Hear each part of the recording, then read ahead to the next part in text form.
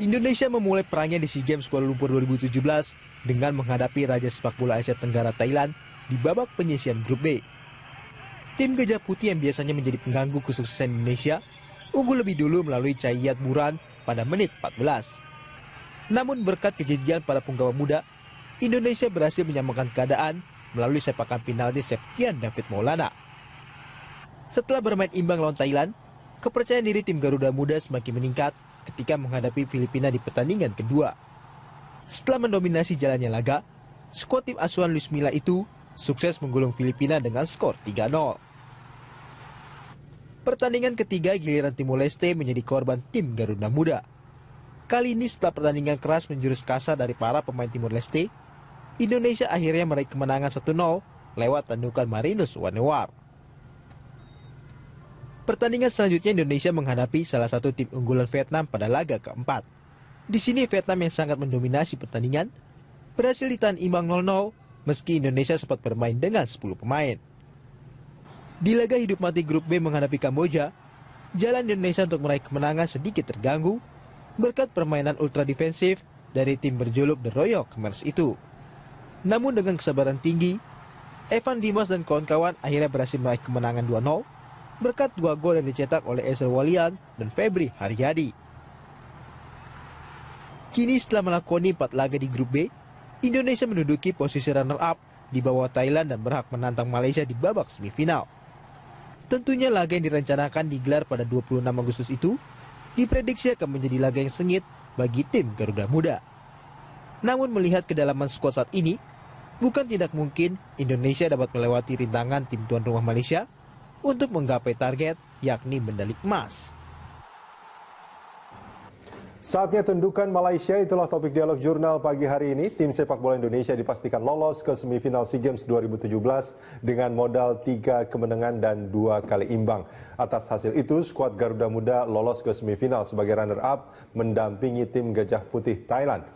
Pada babak semifinal, Indonesia dipastikan menghadapi tuan rumah Malaysia.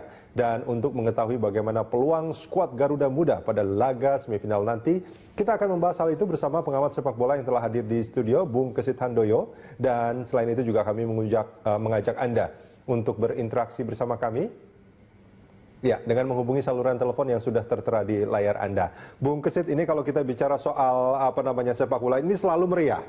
Tidak pernah nggak meriah, apalagi kalau Indonesia berhadapan dengan tim dari negara lain, termasuk di SEA Games yang akan kita hadapi pada hari Sabtu nanti. Kemarin, waktu pas pertandingan Indonesia Kamboja, ini ruangan newsroom itu riuh bener gitu ya, melihat pertandingan itu memang seru gitu.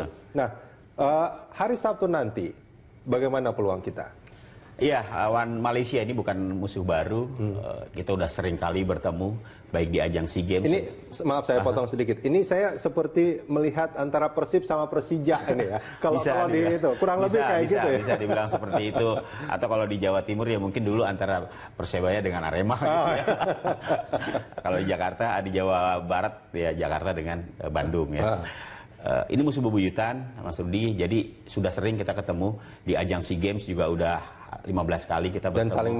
Dan saling mengalahkan. Tapi kalau di ajang SEA Games kita masih sedikit lebih unggul lah, 7 kali kita mencatat kemenangan ya.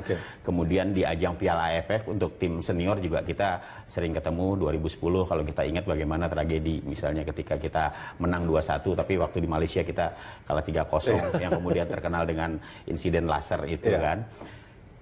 Untuk tim SEA Games ini sebenarnya bukan pertemuan yang pertama. Ini bulan lalu, bulan Juli mereka sudah bertemu nih sebenarnya. Ini yang U22 ini ya? Iya, ini U22. Kita pernah ketemu di ajang kualifikasi U23 Piala AFC. Dan waktu itu kita kalah 0-3 menghadapi Malaysia. Lawan yang sama, pemainnya sama, sebagian besar sama. Waktu itu kita menderita kalah 0-3 di Bangkok, Thailand. Itu kita sudah dengan tim full team? Sudah. Kita ada Marianus, ada Haryanto, ada Gavin ya. Di sana juga, di Malaysia juga sama. Sama. Jadi sebagian besar pemain-pemain yang ada di SEA Games ini adalah pemain-pemain yang sudah bertemu dengan kita pada saat di ajang kualifikasi. Artinya kita nggak bisa menganggap remeh dong ya? Seharusnya tidak. Seharusnya tidak. Apalagi Malaysia main di kandang sendiri. Kita tahu Malaysia kalau sudah main di kandang sendiri, faktor non teknisnya ini yang sangat luar biasa. Ini non teknis artinya ya bisa jadi provokasi segala macam. Banyak. Dan itu akan sangat menekan. Akan sangat menekan. Mulai dari wasit lah katakanlah, bisa. Kemudian dari supporter ya. Kemudian banyak hal lah, misalnya di luar sebelum pertandingan bisa saja kejadian-kejadian kayak seperti yang dialami oleh tim-tim kontingen Indonesia di ajang SEA Games yang mobilnya mogok lah untuk venues misalnya seperti itu. Jadi hal-hal non teknis, teror dalam tanda kutip itu biasa terjadi dalam situasi-situasi seperti ini. Oke. Nah, ini dengan kita pernah punya pengalaman pertemuan sekali. Kalah 0-3. Itu kan sebetulnya menjadi bahan pelajaran yang luar biasa, berharga gitu ya. Sangat. Nah, apa yang harus dilakukan untuk pada pertemuan di hari Sabtu ini menjadi sesuatu yang tidak terulang lagi? Yang harus diperbaiki menurut saya ya, bagi tim Indonesia itu adalah masalah mental. Mental. Kalau dari skill?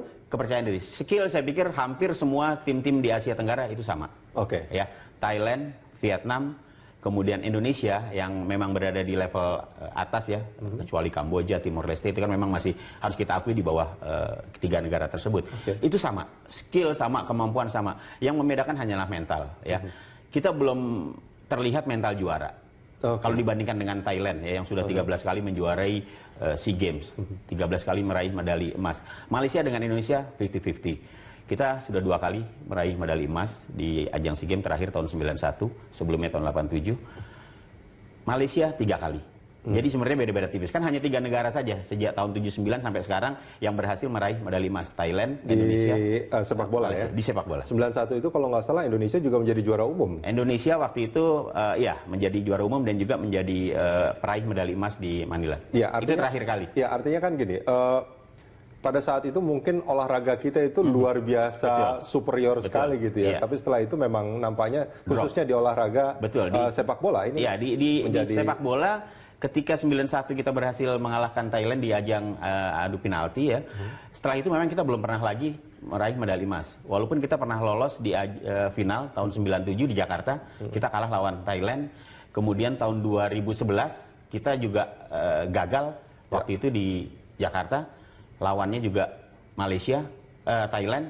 Setelah itu kita belum lagi. Ya, 2013 kita sukses juga ke final. Artinya berat dong kalau saat ini misalkan banyak masyarakat yang berharap bahwa di SEA Games kali ini apa namanya sejarah itu akan berubah gitu ya. Artinya memperbaiki sejarah yang dulu pernah kita raih, sekarang kita akan raih lagi, nampaknya agak susah. Agak susah. Kita harus realistis ya. Di tengah merosotnya dunia olahraga Indonesia, terutama khususnya juga sepak bola juga mengalami penurunan. Tapi kalau kita lihat dari situasi yang ada sekarang ini, sebenarnya sudah mulai muncul ya, perubahan-perubahan itu sudah mulai muncul. Kita lihat bagaimana penampilan. Tapi belum bisa dirasakan. Belum. Penampilan tim Indonesia juga mulai lebih variatif ya. Kita tahu dalam pertandingan di babak penyisihan menghadapi Thailand, Filipina, kemudian Timor Leste, Kamboja terakhir. Kita punya rotasi pemain yang menurut saya bagus. Secara kemampuan, pemain-pemain yang ada di timnas U22 sekarang ini itu kemampuannya merata. Siapapun yang diturunkan tidak akan menjadi masalah bagi pelatih Luis Milla. Anak ini juga, ini kan satu bagi sebagian masyarakat kehadiran Luis Milla sebagai pelatih juga mestinya kan mendapat nilai lebih bagi tim, nggak? Iya, sejauh ini menurut saya hasil kerjanya sudah mulai terlihat ya. Walaupun di awal-awal kita sempat ragu, apalagi ketika kemarin di ajang kualifikasi Piala Asia U23, kita kan hanya menang sekali lawan Mongolia 7-0, tapi lawan Malaysia kita kalah, lawan Thailand kita kalah. Ini udah mulai ada keraguan nih, wah kok segini aja nih Luis Milla. Tapi setelah kita tampil di SEA Games, ini sudah mulai kelihatan lagi.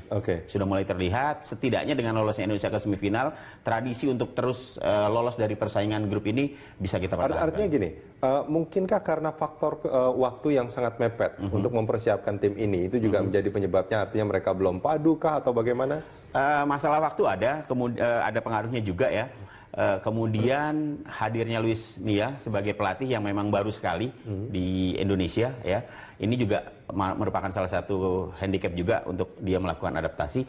Tapi kan perlahan tapi pasti sudah mulai terlihat ya, dia sudah mulai bisa beradaptasi. Kemudian tim juga sudah mulai terbentuk pola permainannya. Dia tidak pernah khawatir untuk menurunkan si A, si B, si C sebagai starter ya. Artinya secara kemampuan Luis Milla sudah mulai mampu untuk bisa menangani tim ini.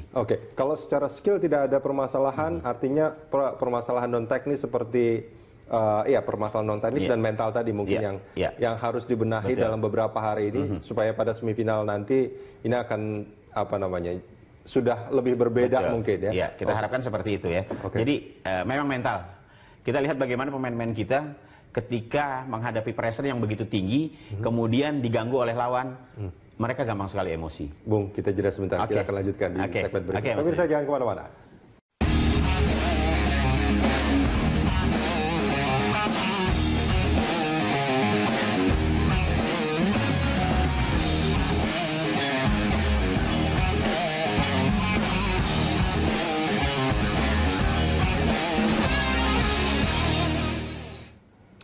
Saatnya tundukan Malaysia, dialog kita lanjutkan kembali, masih bersama Bung Kesit. Bung, ini kalau kita bicara soal Sabtu nanti melawan Malaysia, secara skill tadi Anda mengatakan bahwa sebetulnya untuk tingkat ASEAN ini kita seimbang gitu ya, berimbang. Tapi permasalahan mental dan teknis. Nah, dari kedua ini mana yang akan menjadi penentu menurut Anda? Dalam situasi yang sangat krusial, pertandingan menghadapi Malaysia di semifinal, saya lebih melihat masalah mental para pemain aja. Kenapa? Karena pressure pasti akan sangat tinggi ya pada saat menghadapi tim tuan rumah. Betul. Itu penontonnya akan begitu meludak. Apalagi di ajang SEA Games ini kita sudah dihebohkan dengan persoalan-persoalan misalnya bendera terbalik lah, kemudian ada protes-protes di ajang futsal misalnya, ya kan, di ajang sepak takraw. Yang ini mau nggak mau kan mengganggu psikologis para pemain ya. Ya kita berharap itu jangan sampai merembet di pemain-pemain sepak bola. Kemudian juga ketika ada rumor atau isu bahwa ketika kita menghadapi Timor Leste misalnya kita dirugikan sengaja gitu kan, karena ini ulahnya tuan rumah gitu kan. Ya itu hanya rumor lah ya. Kita tidak bisa membuktikan betul atau tidak. Tapi paling tidak antisipasi harus terus dilakukan, karena masalah-masalah non teknis ini yang justru akan bisa memberikan dampak yang sangat besar bagi kemampuan teknis di lapangan. Anda juga mengatakan bahwa emosional para pemain juga itu perlu sedikit kalau di luar negeri itu ada anger management ya. Iya. Harus ada yang selalu mengingatkan para pemain ya. Memang kalau di lapangan itu kapten. Ya, kapten harus bisa menjadi komandan di lapangan pada saat pemain-pemainnya atau rekan-rekannya katakanlah terpancing emosinya ya. Jangan kemudian kapten malah ikut terpengaruh dan ikut mencak-mencak di lapangan ya. Kayak kemarin Hansa Muyama misalnya. Akhirnya kan dia mendapat kartu kuning 2 kali karena sesuatu yang seharusnya tidak perlu dia lakukan sebagai kapten, misalnya protes berlebihan seperti itu. Nah, itu apa yang harus dilakukan? Kalau misalkan kapten saja misalkan ikut menjadi yang namanya mungkin tekanan kan luar biasa gitu ya. Ada nggak mungkin official yang mungkin pelatih misalkan yang juga harusnya mengingatkan kembali kepada para pemain bahwa emosi itu nggak akan memberikan keuntungan apapun sebetulnya. Iya, memang itu tugas pelatih ya. Tapi biasanya di dalam tim juga ada psikolognya yang ikut memberikan arahan kepada para pemain pada saat pressure mereka begitu tinggi, apa yang harus dilakukan. Saya pikir peran dari psikolog ini juga sangat penting di dalam tim ya. Pelatih juga menjadi faktor penentu juga ketika para pemain kemudian mengalami hal-hal yang seharusnya tidak dia lakukan di lapangan. Nah itu dari tim kita, Bung Kesit. Tapi kalau kita melihat dari lawan sendiri, dari Malaysia, saya yakin bahwa tidak ada yang sempurna gitu. Mestinya pasti akan ada celah di sana. Nah, menurut Anda apa yang bisa dijadikan peluang bagi Indonesia untuk bisa meraih kemenangan dengan memanfaatkan celah-celah itu? Iya, secara teknis kita sama dengan Malaysia. Nah, kemudian dari faktor-faktor non teknis seperti yang kita katakan tadi, bahwa faktor mental ya, pada saat menghadapi semifinal ini sebenarnya lebih seru dibandingkan dengan final ya. Pertandingan semifinal itu selalu lebih seru dibandingkan final. Karena ketika kita lolos ke final, ya udah mau juara mau enggak itu nanti. Yang penting kita udah final. Betul, yang penting kita udah maju ke final. Nah, karena itu nggak heran kalau pertandingan semifinal itu memang jauh lebih bergengsi gitu ya, jauh lebih seru ya. Jadi saya pikir yang harus dilakukan oleh tim Indonesia adalah tetap dengan rasa percaya diri yang tinggi, kemudian jangan mudah terpancing emosinya, karena bisa saja Malaysia merusak itu di lapangan, ya, seperti halnya di tim senior kita di Piala AFF misalnya kan, kita diganggu terus sampai akhirnya kita emosi. Ketika para pemain sudah emosi, ini akan hilang kontrol, kemudian permainan juga menjadi kacau balau. Nah itu dia. Artinya kalau dari segi strategi sendiri, Bung Kesit, apa yang harusnya diterapkan oleh? Strategi saya kira pola yang selalu dilakukan oleh Luis Milla dengan formasi yang selama ini di ajang penyisian grup ya, dia kadang-kadang suka pakai 4-2-3-1 ya. 4 itu ada Hansa Muyama, kemudian ada Iputu Gede, ada Guan Aswin juga, kemudian juga di 2 itu bisa Hanif Syahbandi, kalau dia sudah bisa dimainkan. Kemudian juga ada Evan Dimas atau Muhammad Hargianto. Di 3 lini kedua ada Febri yang kemarin mencetak gol, kemudian ada Sadil Ramdhani yang juga pernah mencetak gol, ada juga Osvaldo Hai, ya, ada Yabes Roni, banyak pilihannya. Nah, di depan karena Marianus tidak bisa tampil karena kemarin terkena kartu kuning, ada Ezra Walian, yang saya pikir setelah dia kemarin sukses mencetak gol sebagai pembuka kemenangan pada saat menghadapi Kamboja, ini akan menambah motivasi kepercayaan dia. Diri dia juga pasti akan. Saya pikir dia bisa saja menjadi pilihan Luis Milla untuk kembali ditempatkan sebagai striker. Oke, itu untuk tim utamanya, artinya sebagai starter, gitu. Nah, untuk cadangannya sendiri, apakah ini sebetulnya secara skill juga mereka itu nggak jauh berbeda? Nggak jauh berbeda. Nggak jauh berbeda. Artinya kita punya pilihan banyak. Punya pilihan banyak. Makanya saya bilang Luis Milla beruntung karena pemain-pemain yang dia turunkan ini punya skill dan kemampuan yang sama. Kalau kita ikuti dari pertandingan menghadapi Thailand misalnya, kemudian pada saat kita menghadapi pertandingan kedua, itu juga berubah. Menghadapi Thailand. Kemudian pada saat menghadapi Vietnam berubah lagi. Menghadapi Timor Leste juga berubah. Jadi pilihan-pilihan bagi Luis Milla ini sangat memungkinkan ya. Jadi siapapun yang turun, penjaga gawang lah misalnya. Ketika Satria Tama kemarin ditampilkan menghadapi Vietnam, dia tampil luar biasa. Ketika dia cedera, kemudian Aji Kartika dimasukkan, Aji Kartika juga ternyata tampil luar biasa mengamankan beberapa peluang yang dimiliki oleh Vietnam. Jadi ini membuat kita sedikit tenang gitu, sedikit yakin bahwa siapapun yang diturunkan mereka tidak akan turun artinya. Iya, tidak akan menurunkan performa Indonesia. Oke, Bung, kita jeda sebentar. Kita akan lanjutkan di segmen berikut. Pemirsa jangan kemana-mana, dialog masih akan kembali usai jeda.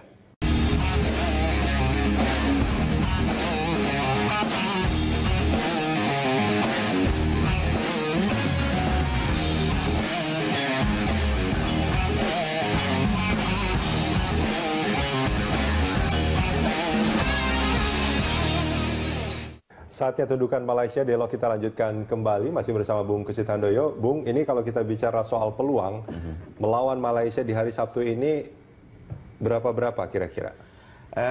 Saya menilai peluang kita 50-50. 50-50. Kenapa? Ya pertama karena Malaysia adalah tuan rumah ya. Kemudian kalau kita lihat kiprah mereka di persaingan grup A, Malaysia tidak pernah terkalahkan. Mereka sukses menaklukkan Myanmar, kemudian Laos ya. Jadi saya kira kalau kita melihat hasil yang diraih oleh tim kita, wajar kalau kemudian masyarakat punya keyakinan ya bahwa tim ini akan mampu bersaing lebih jauh lagi. Cuma kan kalau dari sisi jumlah pertandingan kita lebih banyak, karena di grup B itu ada 6 tim, sementara di grup A hanya 5 tim ya. Kita punya 5 pertandingan, sementara Malaysia hanya 4 pertandingan. Dari sisi stamina kita agak sedikit kurang menguntungkan karena pertandingannya lebih banyak. Ya. Nah, tapi pertanyaannya kemudian, kalau dikatakan tadi bahwa mental kita itu mungkin dari segi emosi mungkin yang dimaksud ya, itu yang mungkin harus dijaga agar lebih konsisten dan lebih terjaga. Tapi kalau dari segi ini, keinginan untuk menang itu sebetulnya tim itu kelihatan ini nggak sih sebetulnya? Harusnya, kita pengen menang betul, gitu. Harusnya itu muncul ya, dan ini terlihat sebenarnya di tim ini juga keinginan untuk menangnya sangat besar ya. Kita lihat bagaimana kemudian para pemain tampil begitu garang, begitu agresif. Cuma sayangnya memang tidak diimbangi dengan ketidaksabaran. Jadi kadang-kadang ketika kayak kemarin lah misalnya menghadapi Kamboja, kita kan tampil luar biasa ofensif, tapi ada kesan terburu-buru, pengen buru-buru cetak gol gitu ya, sehingga tidak lagi melihat bagaimana kemudian bermain lebih kreatif gitu ya. Baru di babak kedua setelah Kamboja bermain 10 orang baru kita bisa cetak gol kan begitu. Jadi masalah kesabaran ini juga menjadi penting, ketenangan, kemudian rasa percaya diri, dan satu hal lagi jangan pernah menganggap remeh lawan ya. Jadi itu yang harus menjadi kunci bagi pemain-pemain Indonesia, jangan terpancing emosi. Melawan Malaysia saya pikir pasti mereka akan diteror.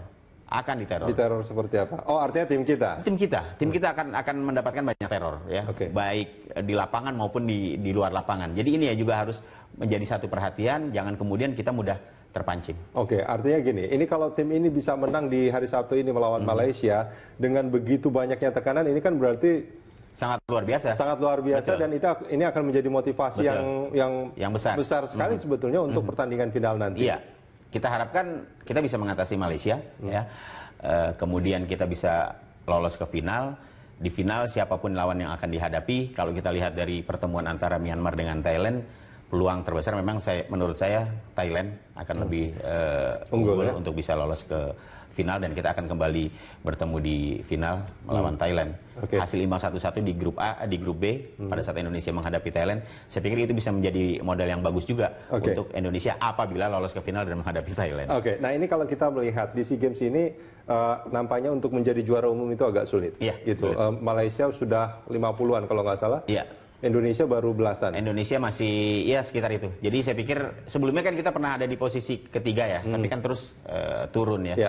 Nah, kita tidak juara umum, tapi kalau kita misalkan bisa menang di sepak bola ini kebanggaannya pasti akan lebih dari kebanggaan sebagai juara umum. Betul. Biasanya di dalam ajang-ajang multi event seperti ini, SEA Games ya, boleh saja kita tidak menjadi juara umum, tapi kita bisa meraih emas sepak bola. Itu nilainya atau harganya itu melebihi juara umum ya.